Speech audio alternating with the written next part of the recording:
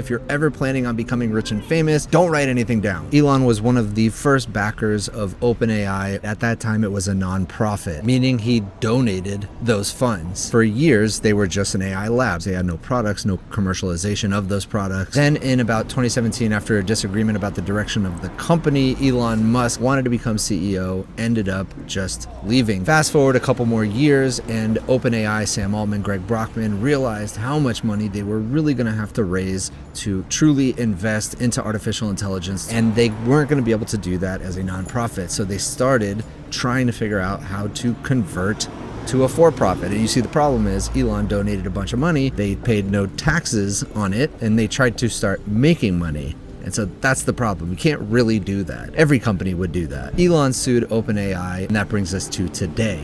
So here's the new information we have. Ilya Sutskever also had concerns about OpenAI not treating open source AI as their main project. He thought it was just going to be a side project, and you know what? It did end up just becoming a side project for OpenAI. Obviously, they are known for their frontier closed source models. Next, Greg Brockman. He is still currently at OpenAI, wrote a lot along the way in his diary, and all of that has now been entered into discovery, meaning the lawyers get to read his diary. One thing we learned from his diary is that he had ambitions to become a billionaire. He did say that that ambition was second to the mission of OpenAI, but it was certainly very clear he wanted to become a billionaire. Next, Satya Nadella, CEO of Microsoft. It's clear now why they invested in OpenAI. Satya thought Microsoft was moving too slowly on the AI front years before ChatGPT came out. And in fact, Microsoft beat Amazon to invest in OpenAI. Elon actually emailed Sam Altman saying he thought Jeff Bezos was a tool. In 2023,